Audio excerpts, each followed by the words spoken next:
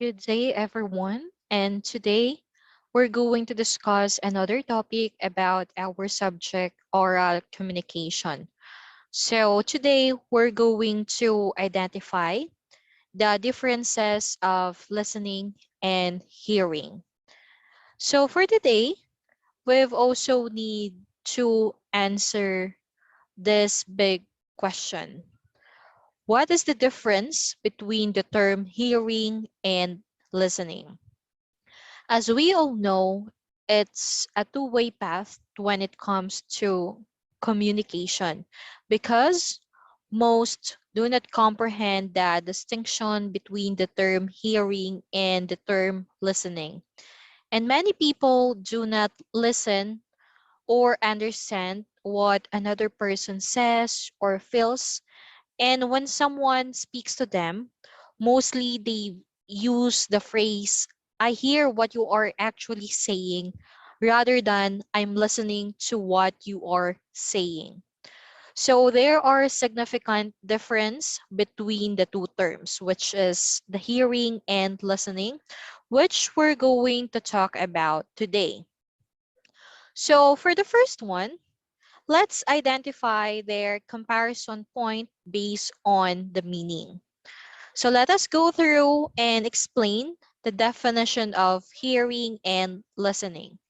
So when we are talking about hearing, the definition of it has more to do with the physiological act of hearing sounds than it does with making sense and connecting with the person who's talking to you.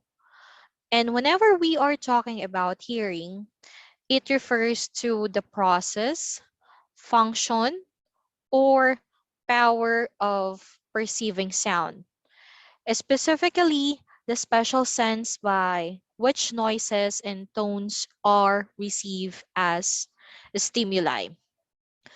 However, when we are talking about listening based on its definition, it means that a listener must pay attention to a certain sound from the outside sources or to hear something with thoughtful attention, and for the listener to give consideration to the one who's talking during the conversation.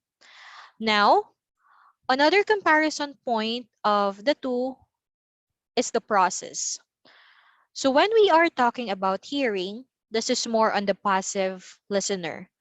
For the listening, it is more active listener. So let us go through with the passive listener, which is in the hearing. If you are a passive listener, it exhibits itself when the listener is disconnected and is unreceptive.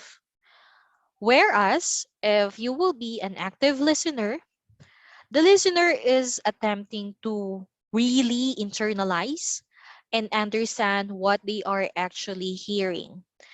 And this actually requires both purpose and also motivation during the communication process. And the listener has also an intention to connect and participate during a certain communication process. Another comparison point of hearing and listening is their starting point.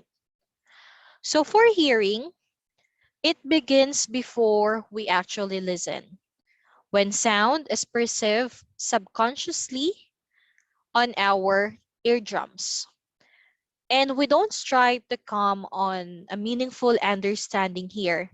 It's because if we are dealing with understanding a certain conversation, that would turn into a listening process in which the listening starts after we have heard something. And then we proceed to a specific type of sound for us to focus on it, for us to construct an interpretation of that kind of conversation. It's because later on we're going to give feedback or reply to someone who's talking to us.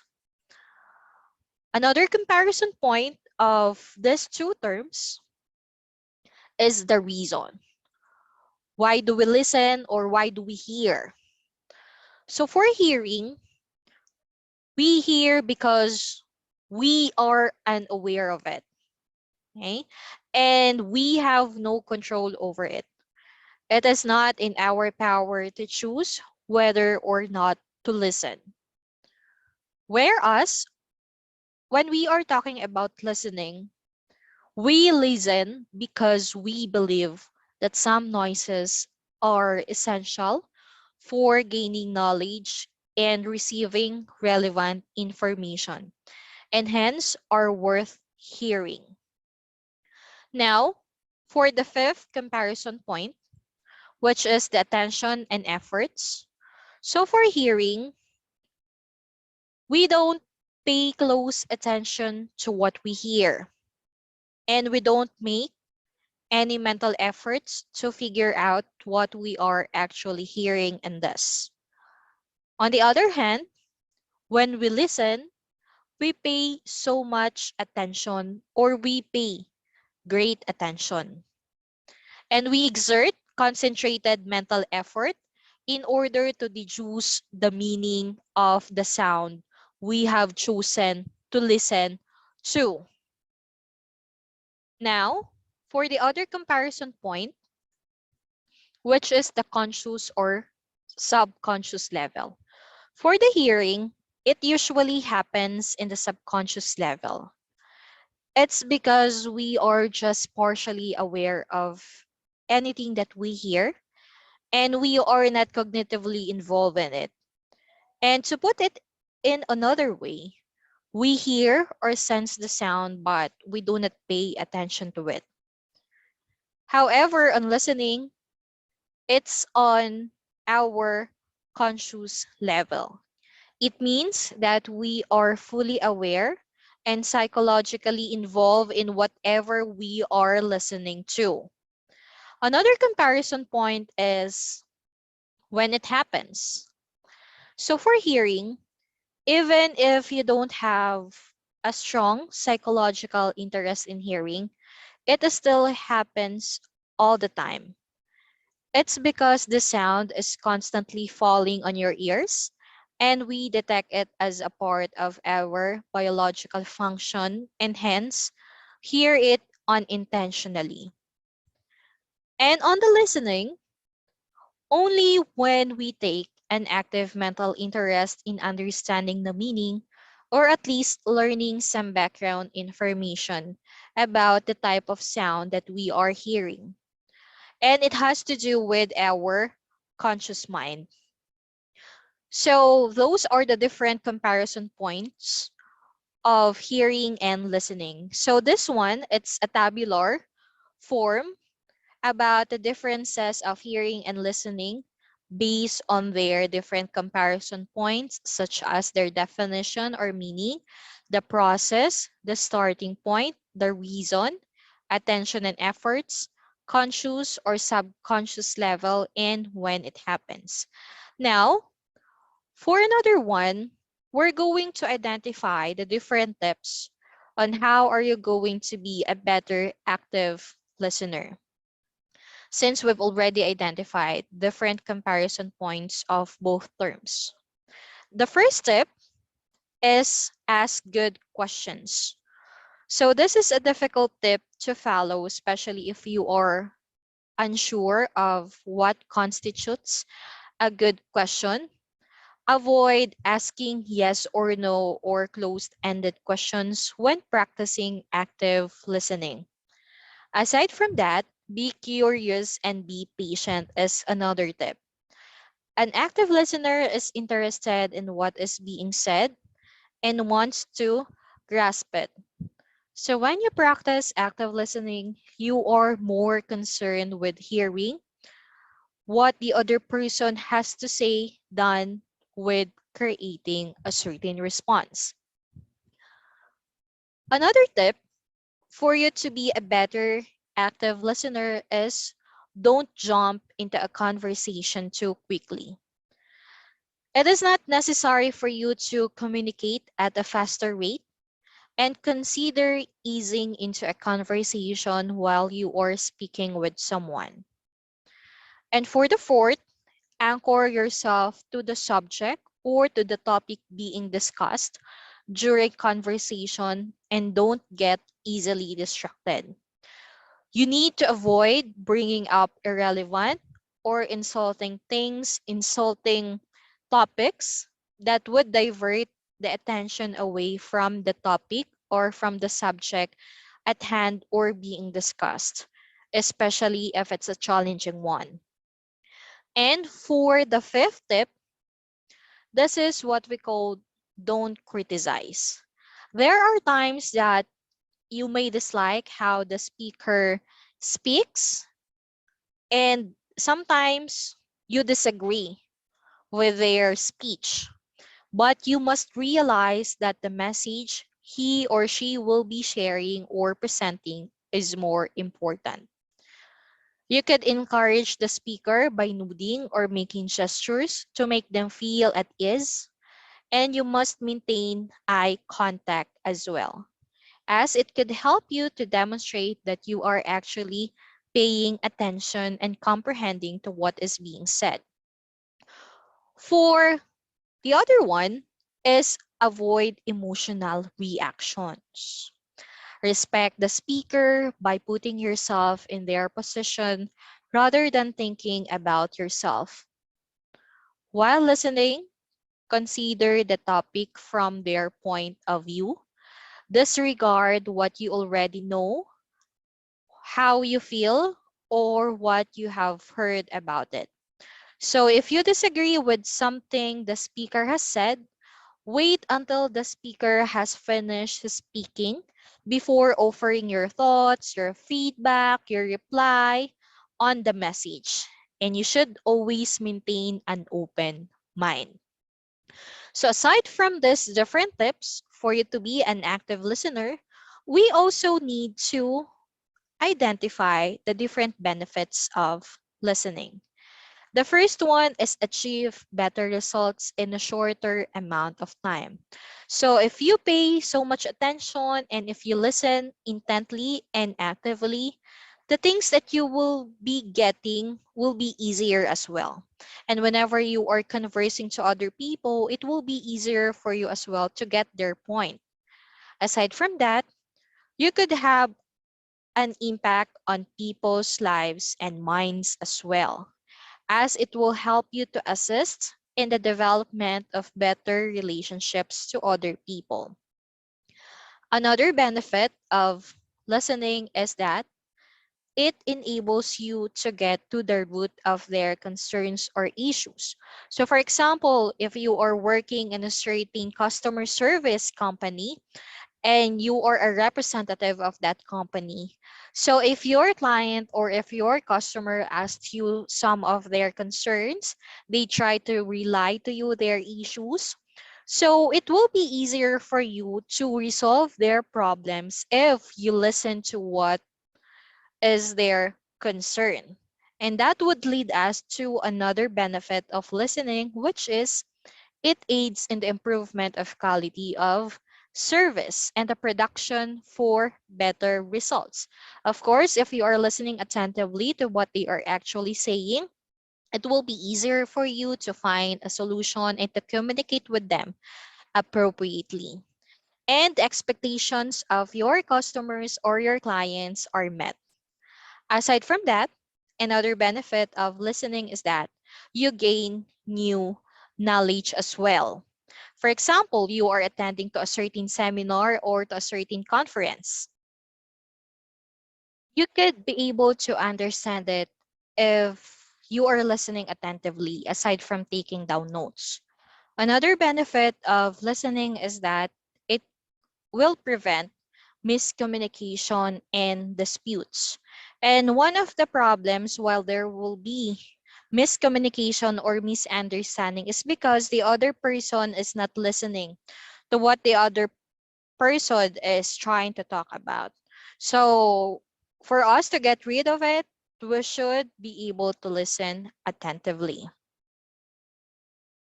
Now, since we've already identified the different benefits of listening properly or attentively, Now we're going to talk about the barriers to listening.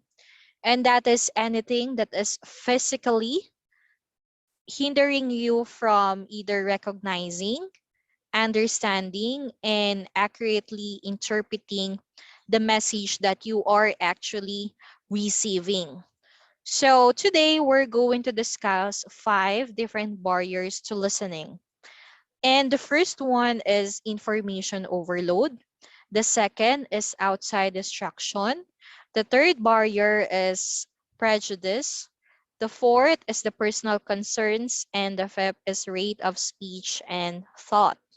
So for the first one, for the first barrier, which is the information overload, we actually spend 70% of our waking hours in some form of communication. And 45% of that time is spent out of the 70%. And there will be times when we are overwhelmed by the amount of information that we have to listen to. So when you have a lot of information arriving at you at once, you will easily be overwhelmed, especially if you are listening to a certain informational video for a long time or for a longest time. Sometimes you will feel overwhelmed and sometimes you will probably be tuned out. Another barrier to listening is the outside distraction. So outside distractions, it could include the ringing of the phones, kids conversing outside, or someone who's too noisy outside or slamming of the doors. And if you will be the speaker, you should be able to anticipate some of the previously listed external distractions so that you could modify the volume, the tempo, the pitch, and the tone of your speech if you have a decent notion of what to expect. And if you are the audience, you can change to a different seat. You could just close the door and do whatever you want to do to reduce those outside distractions. Another barrier to listening is what we call the prejudice. Sometimes you may find it difficult to listen if you disagree with the speaker. And we have a tendency to be close minded as people at times. And you may enable personal prejudices to distract you if you have some emotional reaction to a speaker or if you disagree with his or her opinions on a personal level. You should always maintain an open mind, even if you disagree with the speaker. And the message he or she is trying to convey may be valid, but you'll just never know unless you'll give them a chance to actually speak. And for the fourth barrier to listening, this is what we call as the personal concerns. Whether we admit it or not, sometimes we've got a lot on our plate. We already have a lot of things that is actually playing inside our mind, even though we want to discontinue it. Okay. Sometimes you are attending to your virtual classes. So sometimes there will be work. And sometimes aside from this, you are also dealing with your personal difficulties or personal challenges on a daily basis. That is why it will be hard for you to always focus on someone else since you are preoccupied with your own concerns, with your own thoughts as well. And as an audience member, your job is to pay close attention to what the speaker is saying. So you are allowing your personal issues here and these personal concerns to distract you if you find yourself concentrating on your own impeding speech rather than listening to the one who's speaking during the conversation or during the communication process. Perhaps you are concerned about something at work, at home, at school, and many more other aspects. And when you allow your anxieties to consume your attention, that would be a barrier to listening. And the last barrier to listening, this is what we call the rate of speech and thoughts. And the average person just speaks at the speed of 125 words per minute. You can filter 700 words per minute as a listener. And sometimes there will be mental lags that can arise if we can process many more words that what we actually hear. And sometimes you'll eventually stop paying attention or find yourself drifting in and out. And to keep yourself involved, it could also be beneficial for you to mentally recap the speaker's view from time to time. So,